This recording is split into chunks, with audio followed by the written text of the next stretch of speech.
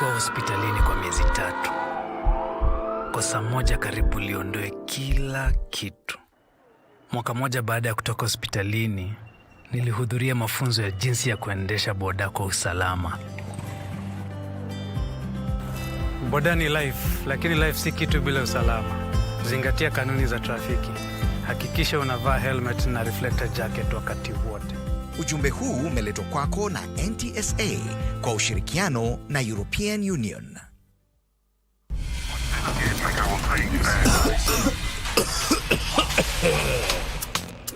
Kikohozi cha muda wowote, kutokwa na jasho kwa wingi usiku, uchungu kwenye kifua, afya kudhoofika, tafuta matibabu. Labda ni TB ni ugonjwa wa kweli. Ukipimwa matibabu yapo utapona. Daktari kushauri tumia dawa kwa nidhamu. Elimu tupashane tupige vita TB. Mwa TB, TB waishi poa. Mwa TB, TB waishi poa.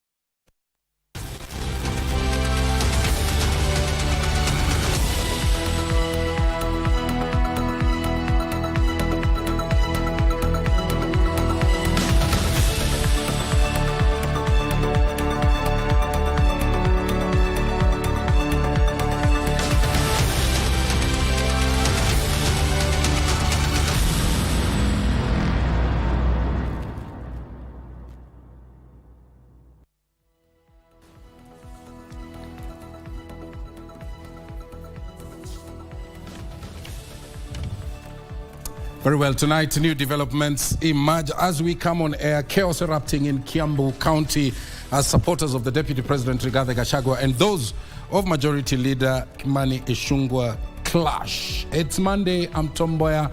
I want to welcome you to Prime Edition, coming to you live from Broadcasting House here in Nairobi, Kenya. We begin this live broadcast with a look at our top stories.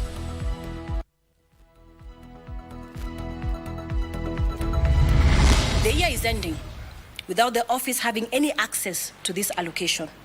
The total amount for the 2 years that we have not had access to this approximately 1 billion Kenya shillings.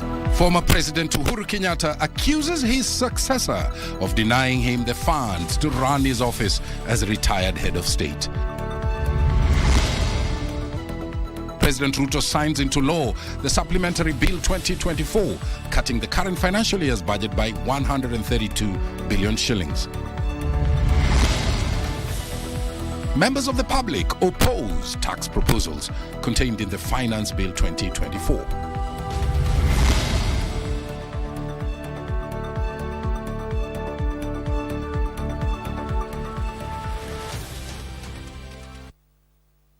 Thank you very much for joining us. Lucy Mboya is in charge of our sign language docket. Speak to us on our socials, on all the social platforms at KBC Channel 1. With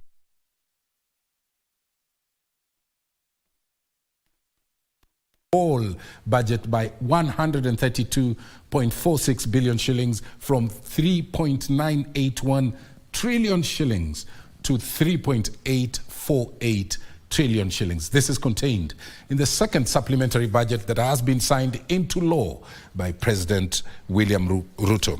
Tilio Marco opens our coverage with that report. Monday morning at State House, Nairobi, President William Ruto assented the Supplementary Appropriation Bill 2024 and the Division of Revenue Bill 2024. The new laws are expected to unlock resources that will catalyze the economy and enhance service delivery. The second supplementary budget has now reduced 32.6 billion shillings from various budget allocations in the current financial year that ends later this month. Development spending has been reduced by 75.29 billion shillings and redirected to priority areas, while 51.12 billion shillings has been allocated for emerging pressing needs. Among services that have received increased budgetary allocation are university education, El Nino disaster management, fertilizer subsidy program, rehabilitation of roads destroyed by recent rains, and secondary education. The Division of Revenue Act 2024 has increased county allocation by 14.69 billion shillings to 400.1 billion shillings in the next financial year. Tilio Marco for Prime Edition. Of the fourth president of Kenya, Uhuru Muigai Kenyatta, is accusing the government of allegedly denying them of their budgetary allocations contrary to the Presidential Retirement Benefits Act. In a statement read by Kenyatta's spokesperson Kanze Dena, the State House hasn't remitted a single cent of the 503 million shillings budgetary allocation in the current financial year, forcing the former president to use his own resources to run the office. Here's that report. In a rather out-of-the-norm move, retired President Uhuru Kenyatta's office has come out to complain in the open to express what it terms as frustrations by State House. The former president's spokesperson Kanze Dena says of the 655 million shilling 2022-2023 budgetary allocation, they only received 28 million shillings in allowances for domestic travel and 2 official trips. And of the 503 million shillings allocated in the current financial year, the year is ending without the office having any access to this allocation. The total amount for the 2 years that we have not had access to this approximately 1 billion Kenya shillings. The retired president is also said to still be using the same vehicles he was left with upon handing overpowered Kasarani Stadium and has not been provided with new ones. And then the conversation froze. To date, no discussions have been revived. We don't know if the cars were purchased or not. The issue of former First Lady Mama Ngina Kenyatta also cropped up with complaints of withdrawal of our drivers and security detail on the 18th of July last year. The claims in the media that personnel were reinstated is false. To cap it all, fuel cards for her vehicles were also blocked since March 2023 to date, and vehicle maintenance denied. She fuels and maintains these government vehicles, one of which has been unserviceable for approximately over 1 year. They also say the non-provision of suitable office space for the retired president forced him to identify one of his own and personally furnish it. A formal letter was written to State House requesting valuation of the office that was identified by the former President Kenyatta as suitable for him to carry out his duties. However, the office did not receive a response on the issue, and instead, the communication that the office received was via text message, by the then in charge, Mr. John Makumi. And in his statement, he indicated the estimates of the property in question. The office further say that this state of affairs contravened the Presidential Retirement Benefits Act number 11 of 2003. Isufar reporting for Prime Edition. The former president spokesperson Kanze Dena, they are raising certain issues, and we have gotten a response from the Executive Office of the President, the Chief of Staff and Head of Public Service in the Office of the Government Spokesperson, and the heading is setting the record straight on the statement by the Office of the Third Retired President, that statement that you have just listened into, and this is what they say, that the Office of the Third Retired President admits that they have been provided with vehicles. We only differ on the number. The fact is that they have been provided by a total of 14 vehicles. These vehicles are fueled and maintained by State House. They also alleged falsely that their fuel cards have been blocked. We, however, put it on record that the vehicles were fueled as recently as the 15th of May, 2024. The vehicles are also routinely maintained and serviced at State House here in Nairobi. These services have been offered as recently as the 5th of April, The other date is the 8th of May and also the 15th of May 2024. The office also claimed that the vehicles are old and not deserving of a retired president, but the records are clear. This is according to the statement. They are therefore very befitting of the person of the third retired president. They include 2 Range Rovers, 2 Range Rover Sports, 2 Range Rover Autobiography, a Mercedes-Benz S600L, and an armored Land Cruiser V8 and 4 Prados. That's the response following those issues that were raised by the spokesperson of the third president, Kanzadena. And that's the response I've just read that has come from the Executive Office of the President, the Chief of Staff and Head of the Public Service, Office of the Government Spokesperson. Now, the Kenya Union of Clinical Officers has vowed to persist with their strike now in its 71st day as negotiations with the government remained deadlocked. Addressing the press after meeting Principal Secretary Mary Muthoni at the Ministry of Health offices here in Nairobi, Kenya, the union, led by its Secretary General George Gibore, accused government of lacking goodwill in resolving their grievances. The union also accused health CECs in the counties for allegedly misusing medical interns, which they say continues to diminish their professional respect as well as dignity. Talks between the union and government are set to resume on the 14th of June 2024.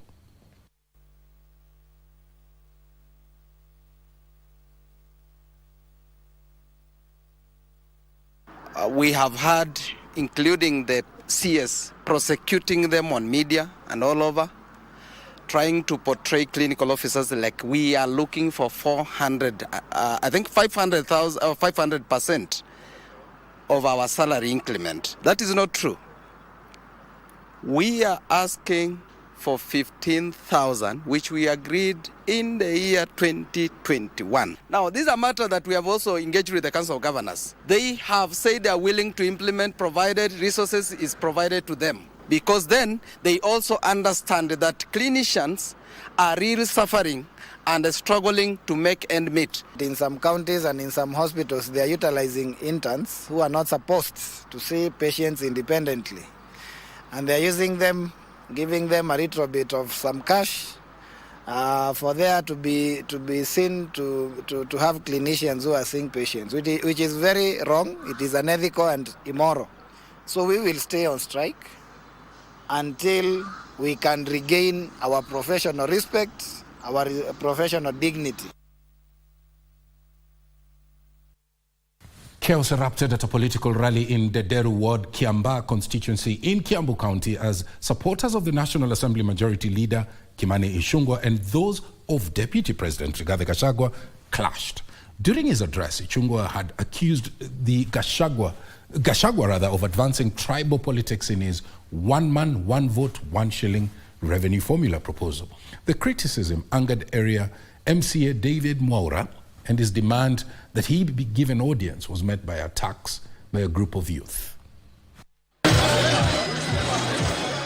The groundbreaking ceremony for construction of Wangunyu Technical and Vocational Training Institute in Kiambu County turned political, with National Assembly Majority Leader Kimani Ichung'wah leading attacks on Deputy President Rigathi Gachagua on his revenue-sharing formula proposal and unity drive in Mount Kenya region. Zaidi ya hiyo ametupa CEOs, akatupa chairman wa parastatals, na kwa hivyo hatuwezi kuwa tunaenda njia nyingine yoyote ila kusema tutakuwa nyuma ya president wetu. Tujiulize sisi kama wananchi, mtu kama ameshindwa na kazi yake asitutumie sisi kutuambia turudi kwa siasa za ukabila, ili atutumie sisi kujitafutia yeye mwenyewe kushibisha tumbo yake.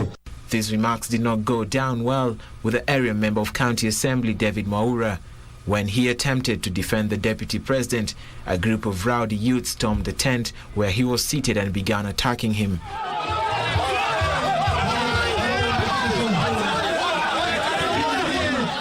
Police offering security at the event came to his rescue and led him out of the venue.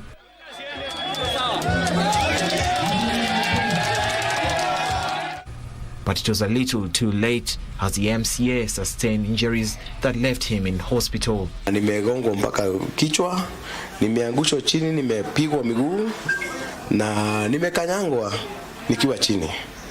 Na kuna ushahidi kwa sababu picha ziko hata nikiwa chini.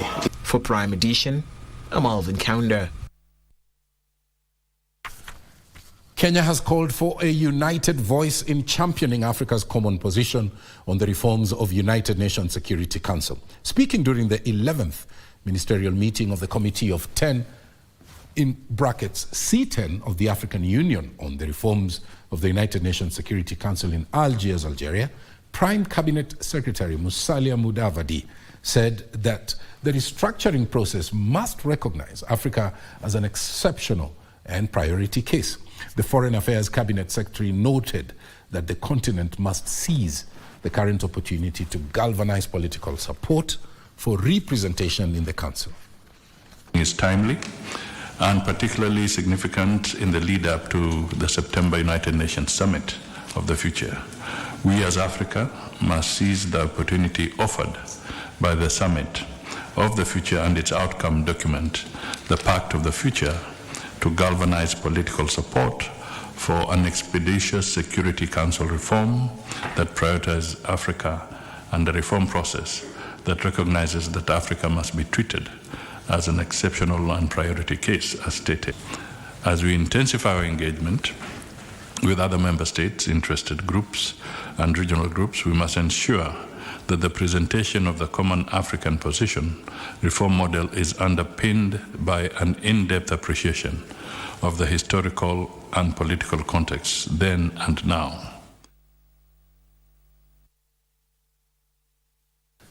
Members of the public presenting their views on the Finance Bill 2024 before the Finance and Planning Committee of the National Assembly have opposed the proposed taxes on bread, motor vehicles, eco-levy on solar, as well as motorcycle batteries and diapers. On the last day of the public hearings at the Kenyatta International Convention Center, the taxpayers argued that if implemented, these new levies will worsen the cost of living on ordinary Kenyans. Here's that report.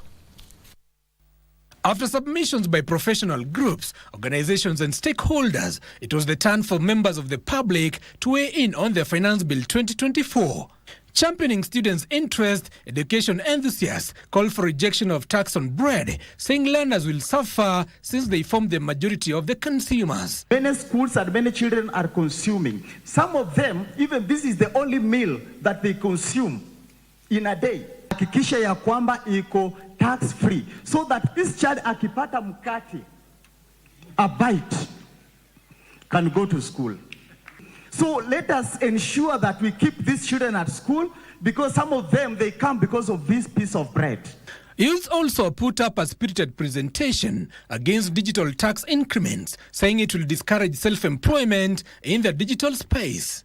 So we see addition to this section and this tax being imposed on young people who some of them are just starting up will really be difficult for us because it's already difficult. We are not getting jobs, so we have opted for online. Now, introducing this will make life very difficult for us.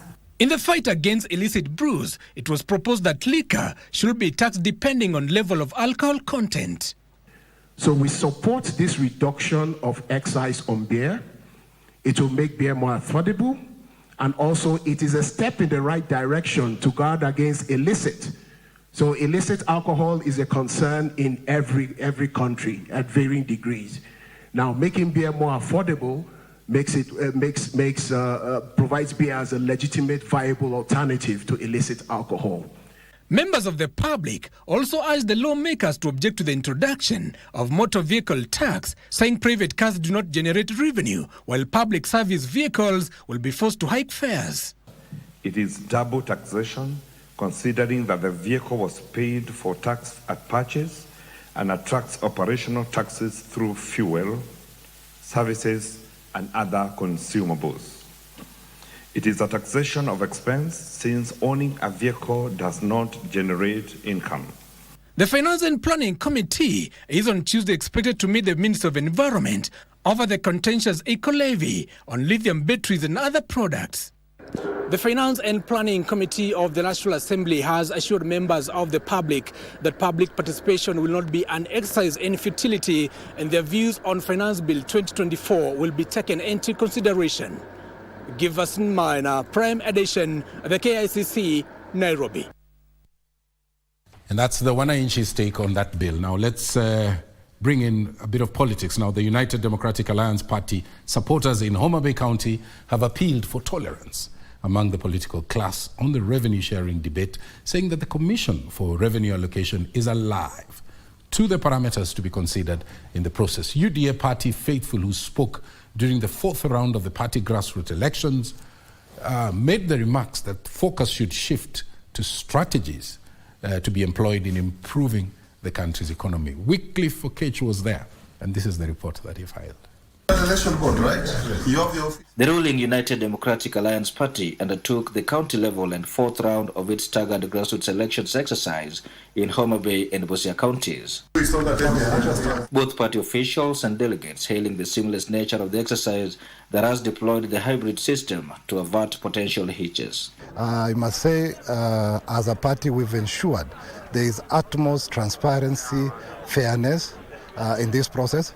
I can confirm that this process was free, fair, credible, and a very verifiable exercise.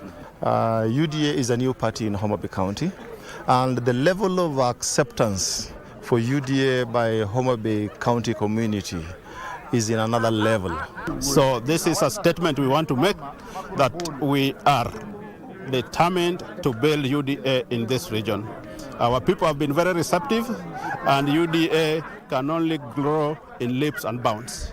And as the debate about the revenue sharing formula among counties rages on, the UDA party supporters in Homa Bay County say the Commission for Revenue Allocation should be allowed to execute its mandate without external influence. The challenges that is in Kiambu County, that is in Homa Bay County, is totally different from the challenges that affects people in Wajir and Mandera and the rest of, and Nairobi in this case. So I would make a prayer to the advocates of one man, one shilling.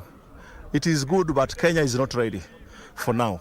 It is the responsibility of government to make deliberate efforts to ensure that every corner of this country is developed. And that is why we have that formula. The ruling party supporters further challenged their peers in other regions to spare the government of persistent political rhetoric and instead engage in constructive politics. We must be deliberate. We are having one country called Kenya. We have a responsibility to develop every corner of this county, and we must make policies that ensures resources go to every corner of this country. For Prime Edition, I am Wycliffe Okech.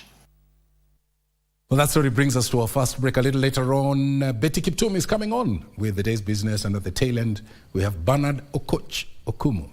He'll be getting sporty. Stay with us.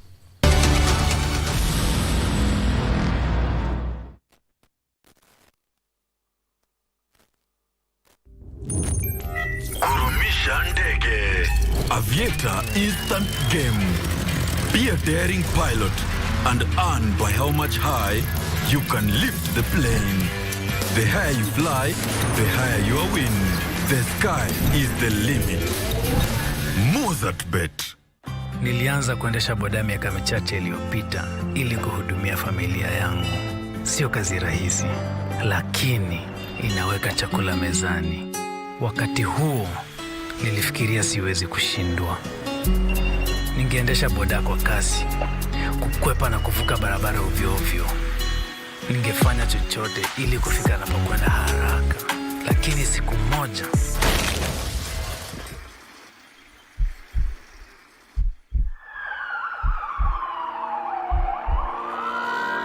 nilikuwa hospitalini kwa miezi 3. Kosa moja karibu liondoe kila kitu. Mwaka moja baada ya kutoka hospitalini, nilihudhuria mafunzo ya jinsi ya kuendesha boda kwa usalama. Boda ni life, lakini life si kitu bila usalama. Zingatia kanuni za trafiki. Hakikisha unavaa helmet na reflector jacket wakati wote. Ujumbe huu umeletwa kwako na NTSA kwa ushirikiano na European Union. Qualifying for the 2026 FIFA World Cup. Mwezi huu Jungu limealika ukoko. Tumekuandalia michuano ya kufuzu katika kombe la dunia mwaka 2026 barani Afrika.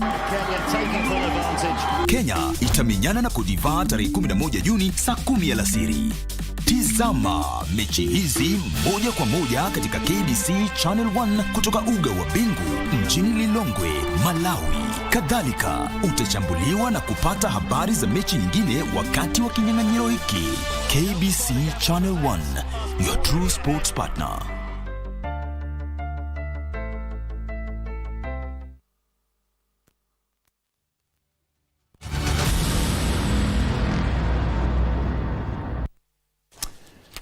Welcome back. Now, the Directorate of Criminal Investigations has been granted only 4 days to continue detaining 4 police officers and 2 civilians and wrap up the investigation into a case where 6 allegedly stole over 2 million shillings from a parked motor vehicle at Kasarani Station here in Nairobi. Trial Magistrate Godfrey Onsarigo declined to grant the 14 days sought by the prosecution, noting that 4 days will be sufficient.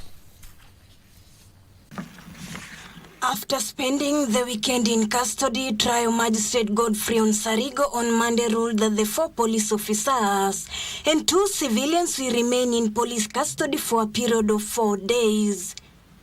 Defense counsels led by David Riungu on Monday told the magistrate that the accused were facing challenges in the cells. One officer reportedly had an asthma attack and needed urgent medical attention. We plead with this court to issue an order for him to attend the screening at Kenyatta National Hospital for chest review to assess to what extent that he suffered. However, the application to have their mobile phones and a motor vehicle release was declined by the court.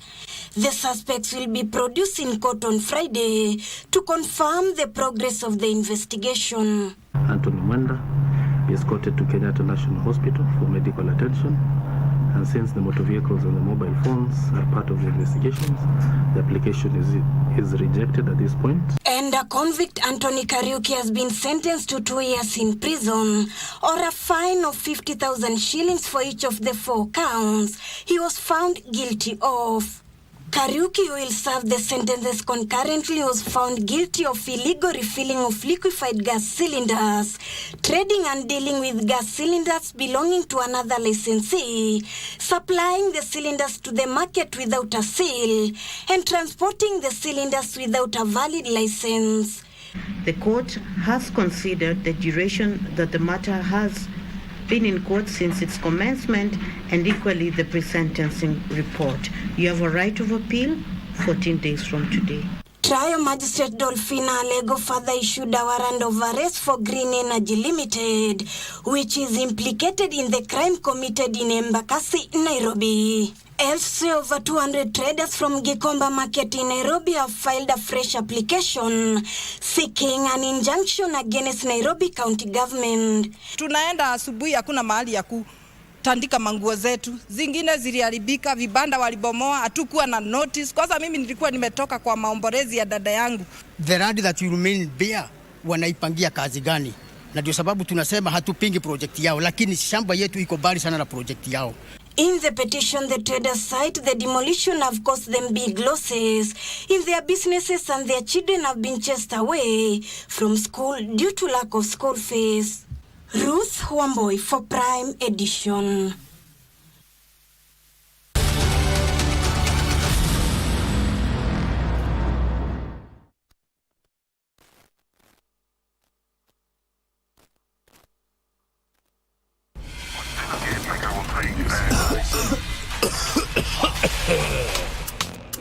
Kikohozi cha muda wowote, kutokwa na jasho kwa wingi usiku, uchungu kwenye kifua, afya kudhoofika, tafuta matibabu. Nitabaki kujijutia kwa madhila na dharau pia, na kubwa ni kutiania, fanya kwa ajili ya jania. Uislamu umechukua jambo la siri kwamba ni jambo muhimu na ni katika ibada, na yeyote ambaye kwamba atakuwa mwenye kufanya kutoa siri, basi amefanya khiana.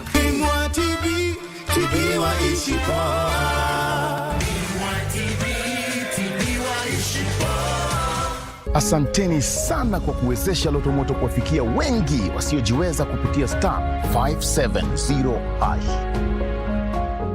Hapa umewafuta wengi machozi, umewaelimisha, umewapa makao, umewapa lishe na umewapa matibabu kwa namna tofauti.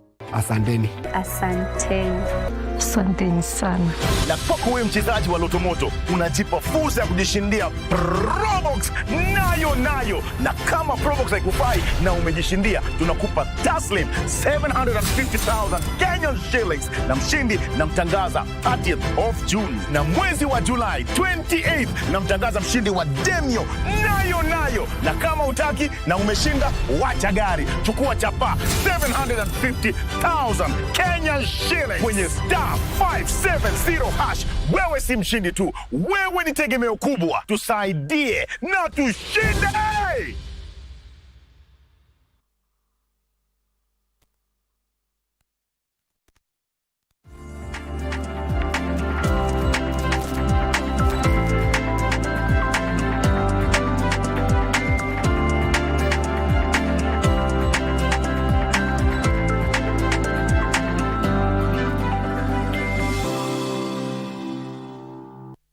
A very good evening to you. Thank you for watching Prime Edition. My name is Betty Kiptum. Let's get the latest in the world of business. Of course, the finance bill keeps eliciting reactions, and this time economists are warning that increasing taxes could reduce consumer spending and ultimately hamper economic growth.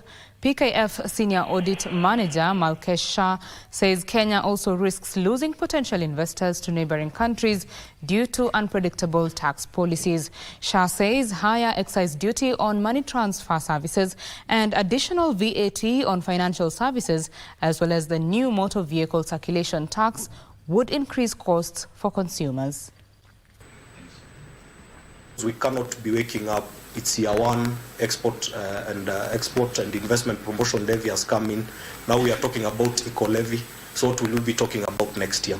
So that lack of the national tax policy and alignment of that to international best practice is what is actually the biggest concern. Government for now should be focusing on cutting expenditure.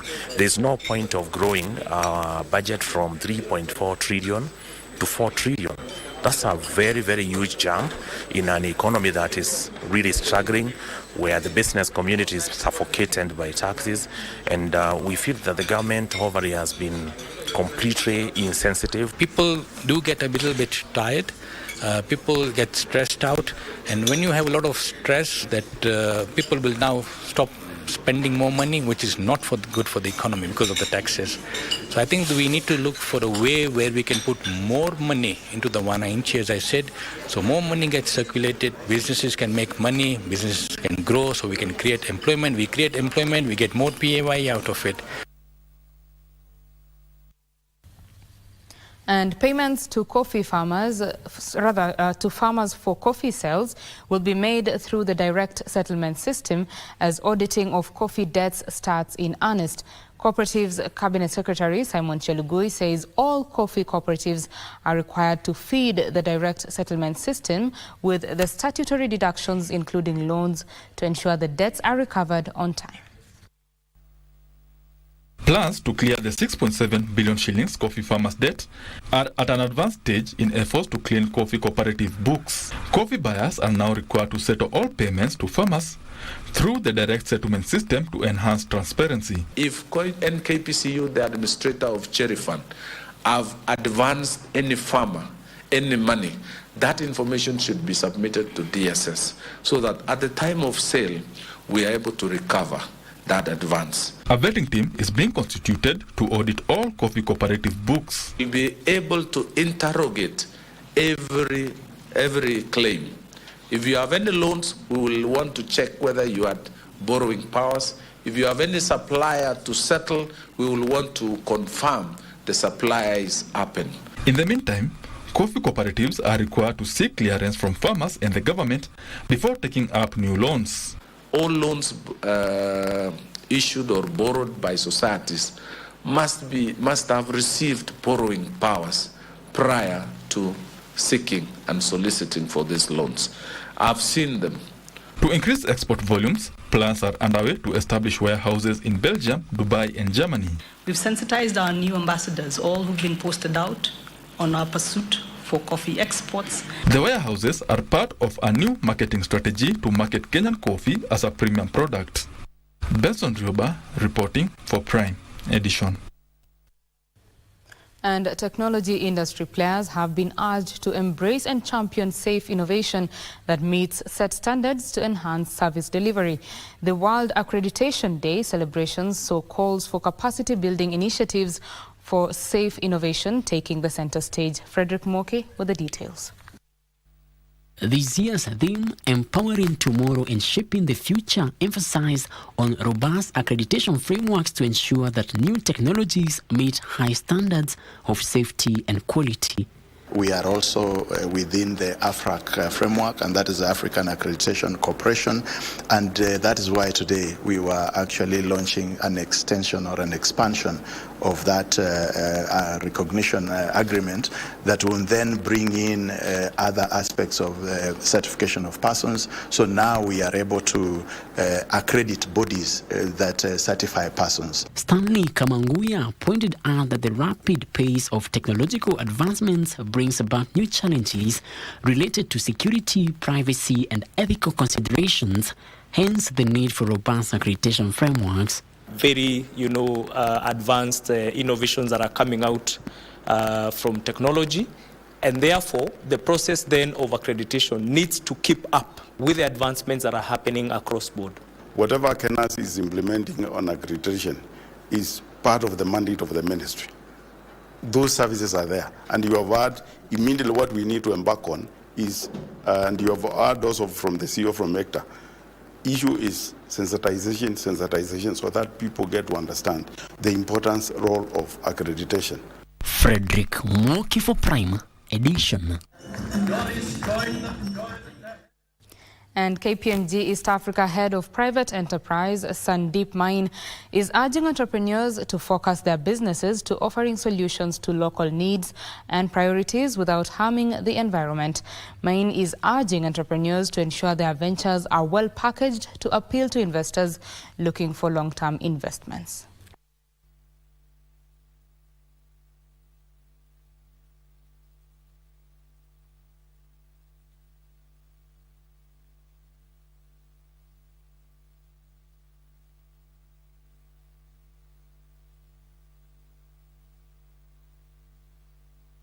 This summit is something that no one has done in the market, and it's actually going to bring a lot of thought process to entrepreneurs to think around what do they need to scale up their businesses. I mean, you can have money, but if you don't have the right governance structures, then it becomes very difficult to scale up your business. It starts at the very early stages. It's really how we train our entrepreneurs. It goes back to our institutions of learning. Are we training entrepreneurs? Are we preparing them for a future where they will have to innovate, come up with new ideas that address our social economic challenges? For them to be able to have a conversation that will help them in accessing that funding,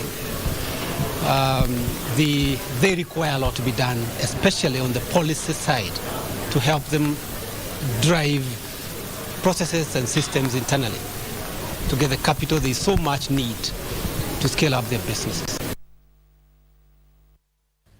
And that is the business news this evening. Bernardo Kumu is standing by with the latest in sports. My name is Betty Kiptum. Good night.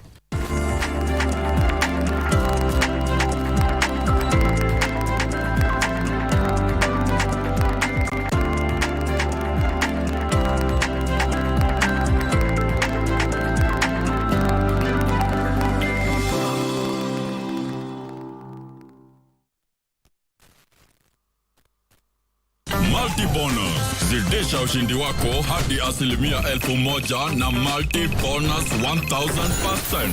Kuwa mshindi. Mozartbet. Qualifying for the 2026 FIFA World Cup.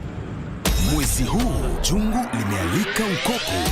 Tumekuandalia michuano ya kufuzu katika kombe la dunia mwaka 2026 barani Afrika.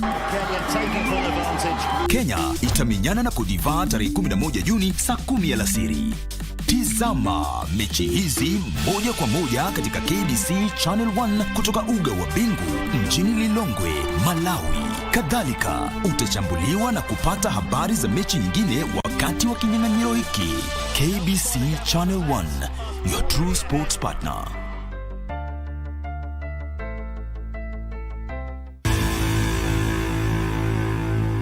Sports News is brought to you by Mozart Bet.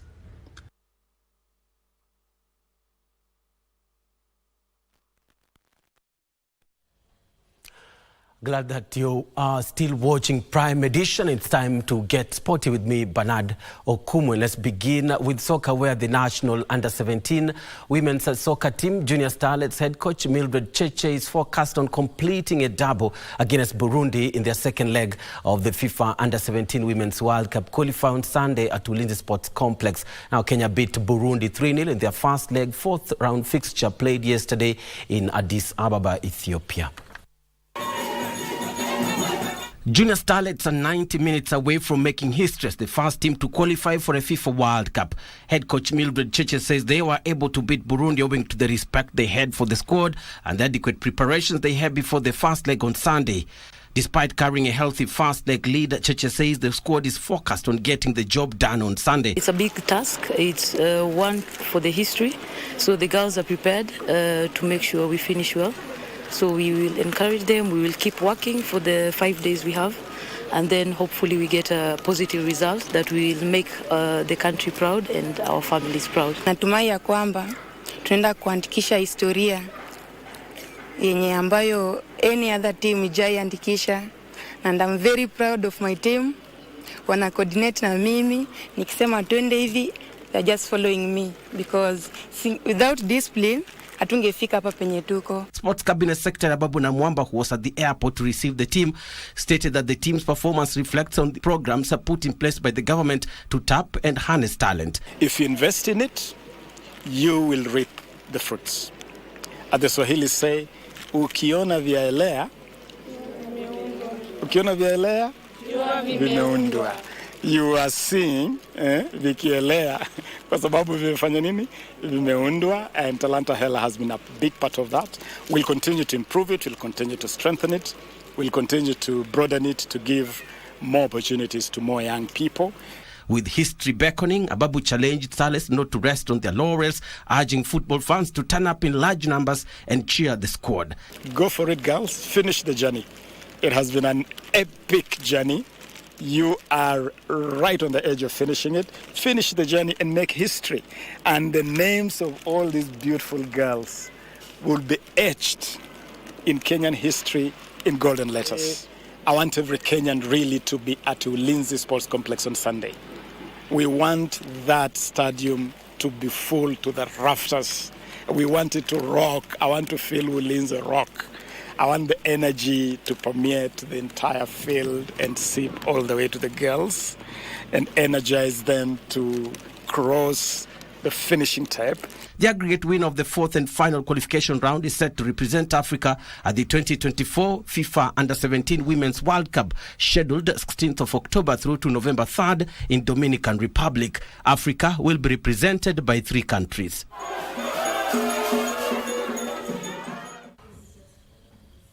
And indeed, let's all rally behind Junior Starlets on Sunday. They are on the cusp of history. Moving on, hosts Kenya got off to a winning start as the Billie Jean King Cup Africa Group 3 tournament served off at the Nairobi club. Now 12 teams are taking part in the tournament, which has been boosted with the sponsorship of 14.1 million shillings from the Ministry of Youth Affairs and Creative Economy.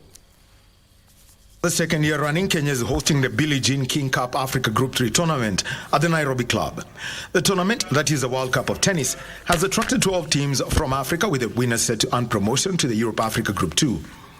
Cabinet Secretary for Youth Affairs, Creative Economy and Sports, Ababu Namwamba, pledged the government support in making Kenya a premier destination for elite tournaments.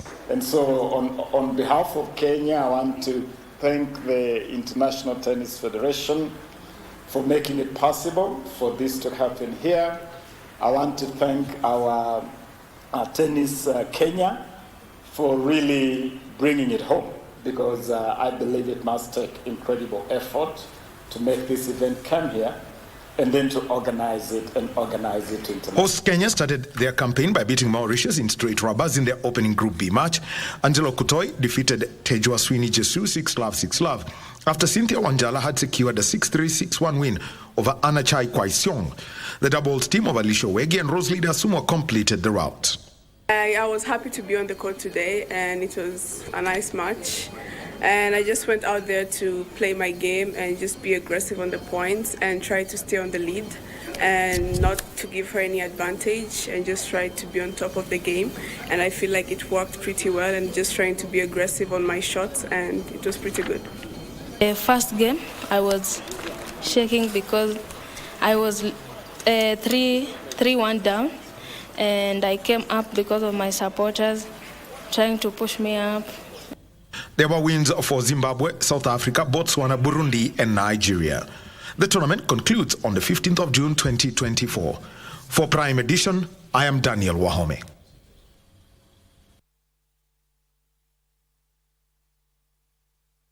For an uphill task against reigning Africa champions Cote d'Ivoire tomorrow at the Bingu National Stadium in Lilongwe, Malawi, in an eagerly awaited match of the ongoing FIFA World Cup qualifiers. Now the match will be broadcast live on KBC Channel 1 and affiliate radio stations from 4 p.m. East African time. Harambee Stars were hoping to prevail over Burundi in Friday's qualifiers to gain more advantage, but they were forced to share the spoils following their 1-1 draw in the Group F match hosted in Malawi. All in all, they still held on to their third position in the group with 4 points after 3 games, tying on points with fourth-placed Burundi, who faced Seychelles on Tuesday. Harambee Stars lost 2-1 to Gabon in their opening group match, but bounced back to defeat Seychelles 5-0 last year in the second match. The African champions Ivory Coast, on the other hand, are still runaway leaders in Group F with 9 points from 3 matches. The Elephants thrashed Seychelles 9-0 in their first match before they beat Gambia 2-0 last year. They went on to defeat Gabon at home by a solitary goal in their third match on Friday. The Panthers are scheduled to host Gambia tomorrow after the Scorpions registered their first victory when they thrashed Seychelles 5-1. Number 5 for the Gambia. And to more of the CAF World Cup qualifiers, where the former Africa champions Lance of Teranga, Senegal, registered a 1-0 away win over Mauritania to top Group B with 8 points in the FIFA World Cup qualifiers. Now in another Group B encounter, Democratic Republic of Congo defeated Togo 1-0 in a match played last night. In Group A, Djibouti is still placed last after they drew 1-1 with Ethiopia at home. Sao Tome and Principe lost 1-0 to third-placed Liberia. In Group H, while Namibia held Tunisia to a goalless draw. In other matches, Guinea-Bissau will host Egypt, while Burkina Faso will play Sierra Leone. In Group A, Benin will host Nigeria. And in Group G, Somalia will play Botswana. Algeria will face Uganda, while Guinea will be up against Mozambique.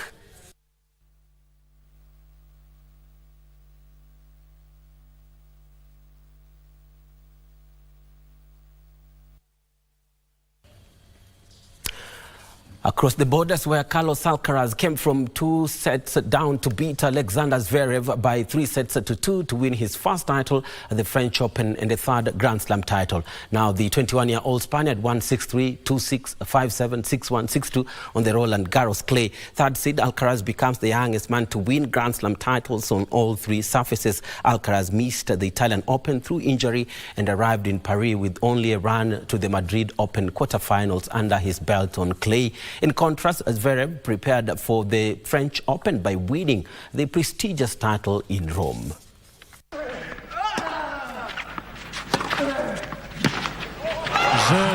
match. Alcaraz. 3 manches à 2, 6-3, 2-6, 5-7, 6-1. Well, and that does it for our sports this lovely Monday. Thank you so much for watching. I'm Bernard Okumu.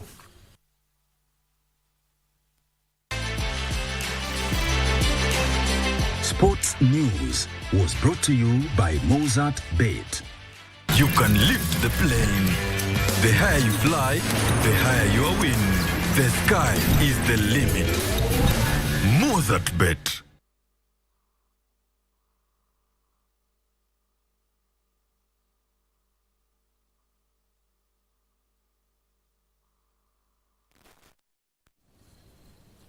Thank you, Bernardo Kochokumu, for that update in the world of sports. Before we go, in this week's segment of the Cabinet, we delve into the career of Mohamed Abdi Mohamed, who served in the administration of President Mwai Kibaki. And we are now inviting you to join us as we explore Mohamed's journey from a parliamentary representative to a pivotal role in the Ministry of Regional Development. All that on this week's segment of Cabinet. In fact, let us leave you with that. Let me just thank you on behalf of the Prime Edition team, including our sign language interpreter. We'll be back again here tomorrow. My name is Mboya. Enjoy the rest. I'm told by my director not to tell you bye yet, so that we can watch the Cabinet together. So here is this week's edition of the Cabinet.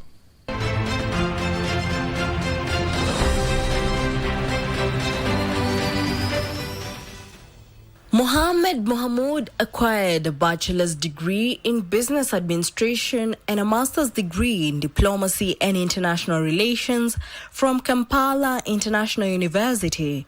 His long career in public service straddles education, public administration, and diplomacy. In the race for the Wajir East parliamentary seat, Mohamud vied on a Kenya African National Union Party ticket. He became the 6th MP for Wajir East, with Kanu winning 3 out of 4 parliamentary seats in the entire Wajir district, present-day Wajir County. Following the win, President Daniel Arap Moi appointed Mohamud as an assistant minister in the Ministry of Trade and Industry. He would later move to the Ministry of Transport and Communications in the same capacity. In the 2002 general election, when KANU was swept out of power by the National Rainbow Coalition and Mwai Kibaki became president, Mohamud was among the few leaders from pastoralist communities who managed to retain their seats. President Kibaki formed a government of national unity which included MPs from Ford People and KANU. In the expanded structure, Mohamud was appointed Minister for Regional Development Authorities, becoming the first chief of the newly created ministry. By that time, there were 6 regional development authorities that had operated under different acts of parliament since the 1970s. They were Kerio Valley Development Authority, Ewasonyiro North Development Authority, Ewasonyiro South Development Authority, Tana and Other Rivers Development Authority, Coast Development Authority, and Lake Basin Development Authority. The regional development authorities were established in the 1970s on the basis of river basins, catchment and coastal resources in the country, with the aim that they could help rationalize equitable and balanced sustainable regional and national development in the country. He also initiated efforts to revive the multi-billion shilling Tana Delta Rise Scheme, and in March 2007 launched the 3 billion shilling Kimera Oluch Smallholder Irrigation Scheme in Rachonyo and Homa Bay districts 22 years after the idea was mooted. He also led negotiations that saw the commercialization of Wajir Airport, which for decades had served as a military base, and spearheaded massive reforms at the Ewasonyiro Authority to revitalize the institution's management structure and delivery of services in northern Kenya. In November 2007, Mohamud was involved in a dispute with Francis Muthaura, who at the time was head of civil service, over the appointment of parastatal chiefs. Interestingly, Mohamud did not defend his parliamentary seat in the 2007 general election, preferring to serve as the Party of National Unity Elections coordinator in northern Kenya. After leaving the cabinet, Mohamud served as Kenya's ambassador to Saudi Arabia. In 2013, he made an unsuccessful run for the governorship of Wajir County. He would win on his second attempt in 2017, running on a Jubilee Party ticket after a negotiated democracy among clans, where the Fai Sultanate, a respected clan system among the Somalis, picked him to vie for the seat. In May 2021, he was impeached from office. This is after 25 senators out of 47 upheld the impeachment of the governor by the County Assembly of Wajir over alleged gross violation of the Constitution as recommended by an 11-member special committee of the Senate. Jackie Wambiru, the Cabinet.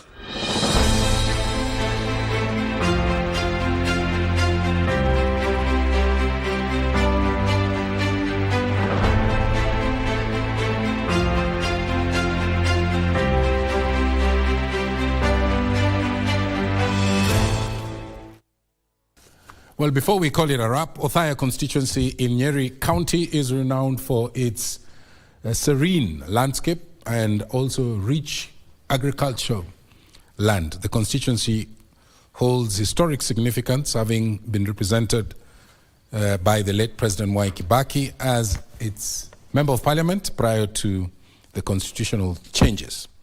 In this month's episode of Know Your Legislator, JJ Kuria focuses on areas the constituency has prioritized for development as financed by the National Government Constituency Development Fund. I want to thank you for watching on behalf of our sign language interpreter Lucy Mwaura and the entire Prime Edition team.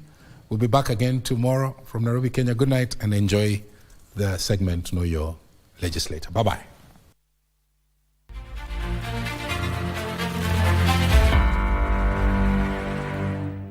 This is Othaya constituency in Nyeri County. Nestled in the Central Highlands, it boasts of rich soils, thriving coffee and tea farms, which dot the area and are the main economic mainstay. The constituency is also home to a significant hydropower generation water project, the Chinga Dam. The area MP Wainaina Wambugu is a first-term legislator, having been elected in 2022. His journey to elective politics was motivated by the late President Mwai Kibaki, who served as the region's MP for 3 decades. So what inspires his leadership? Ukana na mtu kama huyo unajaribu kurelate vile mambo alikuwa anafanya, kujaribu kufaa viatu yake. Mimi nilikuwa najua Kibaki alikuwa so anataka nini. Alikuwa anataka masomo. In a sit down with Wambugu, he tells us that they have prioritized upgrade of dilapidated schools that lack proper infrastructure. Education, masomo, ndio ile kitu haiwezi kuibiwa na haiwezi kuisha. Unajua biashara itakufilisika, lakini masomo hakuna mtu atakuibia, utaenda nayo. Na zamani, miaka hiyo ya zamani, miaka mbele yetu, wasee walikuwa wanasema ni tajiri sababu ako na shamba kubwa. Saa hii mtu ya tajiri ni yule amesoma. Apart from repainting and installing new roofing in 26 schools, the classrooms have also received a facelift following tiling of the floors. Primary schools such as Kairia, Wetima, Zongori, Gekorwe, Kiagodho, Gishami, Firidia, Wagura, and Kirai also received new infrastructure. Wetima Secondary School in Karima Ward, for example, is among schools set to benefit from a new administration block. Hii administration block ilikuwa dogo sana, na ndipo muhesha kaona ipanuliwe, na diposa akasema ijengwe ingine hapa, diposa kila mwalimu atoshe. This is the modern school hapa katika hii ward ya Karima. Hii ndio shule ile iko na the modern administration block. The constituency has also devised ways of saving monies allocated to schools for infrastructure development through a labor-based skill program. Saidia na mheshimiwa Mboya inaida anataka mafundi wa kijiji hapa. Niko na mafundi wa hapa. Hakuna mtu anatoka bali. Na tumejenga sawa. Sasa tumepewa hii kazi na mheshimiwa na imetusaidia sana sababu tunapata majukumu ya kila siku. Ninarudisha shukrani kwa mheshimiwa juu tunapata ya kukula kila siku, na hii kazi tunafanya wanawake wanaume. Hapa hakuna kazi ya mwanamke ama mwanaume. hii kazi ni Wambogo anasema wanawake waendelee na maisha ya kulea watoto, ndio maana tuko hapa nikiwa mmoja wa wanawake wenye wanafanya kazi hapa. Kabla ya kupewa pesa na mheshimiwa Mbogo, shule ilikuwa dilapidated, lakini baadaye akatupatia shilingi milioni 1 na 3.2. Alafu tukajenga, tukarenovate 9 classrooms. Alafu tukabakisha shilingi milioni 1 na 61,000. Hatukuwa na madarasa ya kutosha. Kulikuwa na ukumbi mkubwa pale ambao haungefanyika chochote. Kulikuwa na room nyingine hapo ilikuwa imesahaulika. Kwa hivyo tumeona kwamba shule yetu imepata maendeleo mazuri tangu ifanyiwe huo ukarabati. I'm a businessman. And najua I'm a businessman, I'm a contractor. Wakati unaenda kufanya kazi ya contract, kwanza unahesabu faida yako kwanza. Your interest is your profit, not what you are going to do. Is your profit as a contractor. Lakini mwenye kufanya labor based, his interest ni ile shule sababu ni interested ni moja wa hiyo shule. Kwa hivyo wakati anakuja kujenga analipwa pesa hapo na anatumia hapo. They also procured lockers and chairs for all grade 8 pupils. Additionally, the constituency holds an open-air vetting process for bursary applicants in every village to ensure only deserving cases are supported. Nilikuja kurealize pesa mingi ya CDF inapotelea hapa na corruption. Mara ya kwanza wakati nianza hii wakati nishaguliwa, mtu anatengeneza shule yake fake. Na anasema ako na watoto na anaregister watoto. Na hakuna. Sasa tukasema tutakwenda kwa every village. Watu wanataka basari wana queue. Wazazi wa queue. Kama uko na mtoto shule, queue hapa. The area people they know each other. Hakuna mtu hajui mwingine huko. Kwa hivyo kama sio area hiyo hutaenda kufanya queue. Kama huna mtoto hutaenda kupanga laini. Kama uko na pesa hutapanga laini sababu utasikia hiyo aibu. 6,000 students in boarding schools, 7,000 in day schools, 7,000 learners in special schools, 13,000 students in middle-level colleges and vocational institutions, and 7,000 students in universities have also benefited from bursaries. The constituency has adopted a financing model for day scholars to pay 1,000 shillings as school fees per term. Owing to the topography of the area and the rampant rains, some roads are impassable. To aid the movement of people and goods, some roads have been cemented, and this include Gituge, Bariagai Road, Kirimiri Kamwea Road and Matiraine Kagongo Road. Kama vile unaona hii barabara vile ilikuwa, zamani ilikuwa imeharibika kabisa, hatukukuwa tukienda, na hapa katika hii factory yetu iko hapa juu, die Bariagai die ina produce ile kahawa mingi sana. Kwa hivyo tulikuwa tukitezeka, lakini wakati mjumbe tulimchagua, akakuja akaona vile tunateseka, sementi hapa kwenye hii kamlima kalikuwa kitusubua sana, sementi yote, na sasa maneno ya hapa tumekuwa mzuri sana. Ulipewa 62 million. You are supposed to account. Unafaa kuhesabu hiyo 62 million imefanya kazi gani. Watu wale wako Kenya hii sasa wamesoma. Hapa kuna maengineer, kuna watu wa hesabu, wanajua mara moja ni pesa ngapi. Wanajua hii barabara kutoka pale imekula pesa ngapi. Ulipewa 62 million. Tuonyeshe pesa yetu iko wapi. Over 25 Maram roads are being upgraded, while the Chinga Dam Moirongi Road is being recarpeted. As a means of boosting security, funds from the CDF have been used to repair police posts and refurbish Shiriaine Assistant County Commissioner's residence. The stima kwetu, I can tell you, tumeweka kidogo kama huko Mahiga, tumeweka huko Karima, na kuna yeye inakuja ya kumaliza mada ya Karima. Hiyo stima yote tumemap up na itawekwa. To complement the fund's efforts, the legislator launched a foundation registered under his name to support the vulnerable by offering them shelter, scholarships and economic empowerment projects. Nimesaidiwa na watu tukamaliza nyumba ya matope yote. Kutoka ya matope tukakuta mtu mwingine hata hasha ya matope. Ingine ni ambao lakini karuma kadogo na ako na watoto kama 5 ama 6. Tunaondoa nyumba tunajenga nyumba ya 3. tunaweka gutters, wengine tunanunua tanki ya maji, tuna cement hiyo nyumba. Sasa kutoka hapo tukajiuliza, hawa watu wanaogea wapi?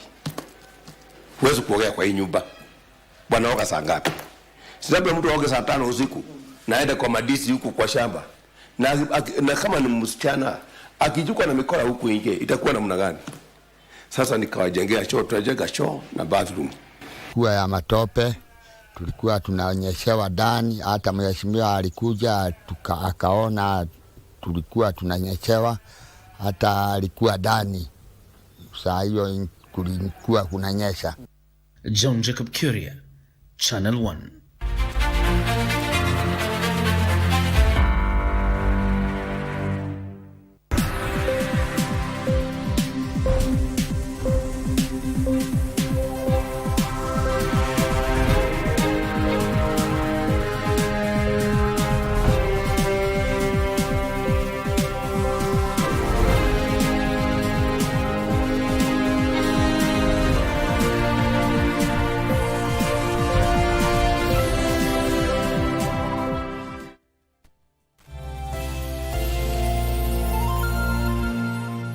Wakati huo nilifikiria siwezi kushindwa. Ningeendesha boda kwa kasi, kukwepa na kuvuka barabara ovyo ovyo. Ningefanya chochote ili kufika napokwenda haraka. Lakini siku moja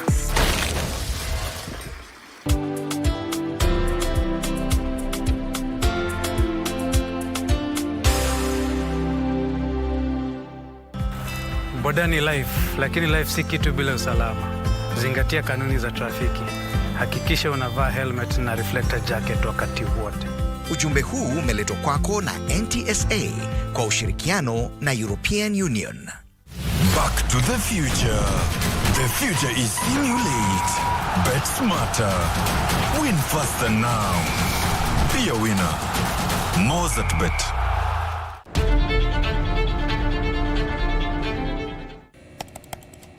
Technology has become a crucial part of our society. Without technological advancements, so much of our everyday lives would be drastically different. As technology develops, it strives to fulfill the changing needs of society. This means that technology exists to help us achieve the things that we wouldn't be able to achieve without it. Take on Tech looks at the advantages and downside of technological innovation in a world that is becoming increasingly dependent on new digital technologies. Every Monday at 10:30 p.m.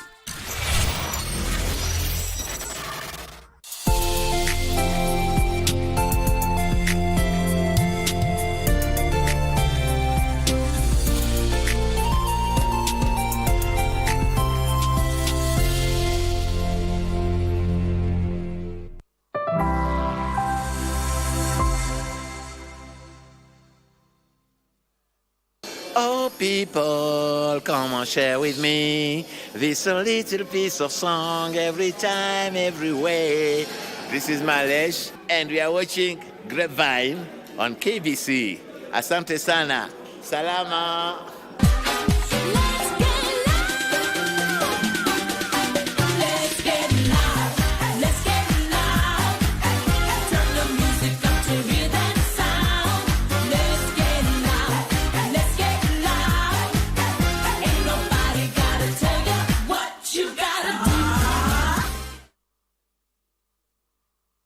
It's that time of the week yet again where you get to see us on your screens, and not just seeing us, you get to allow us to come to you with the stories that have been making headlines over the weekend. How you doing? That's what's up. Welcome to the biggest, the baddest entertainment show in the 254. You already know this is Grapevine. Tell your homies to tell their homies the legendary show is on. Yes, and we have a lot of stories lined up for you. But just before we get into our stories, there's something we want to talk about very briefly, and that is on we being humans. Let's be sensitive on what we are quick to record and post. Someone is having a seizure somewhere and you're there recording so that you come on, we can do better than that, guys. We can do better, man. Niliona, Prezo ni kama alilemewa kidogo, akaanguka. And guys, man, Why do you even rush into that at you break the news? Why do you even, where do you even get the energy to record? Let's know where to draw the line. I know content is king and all, but just know where to draw the line. But we're not here to bash anyone. We are here to make sure that you have some good time. My name is Vivian Dago. You can simply just call me Miss V. Jack Bulla, the partydaddy.co.ke, aka your girlfriend, got my website. And you know what this right here is? Grapevine. What you gotta do?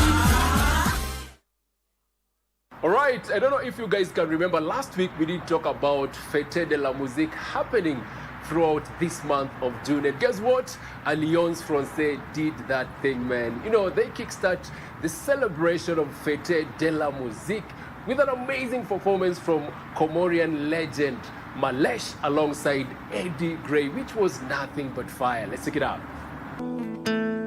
Ningependa niwoneshe wima mzito mwana ulivyojihafilisha aye damu yenda mbio ulimwengu una shida akiba zimevuja.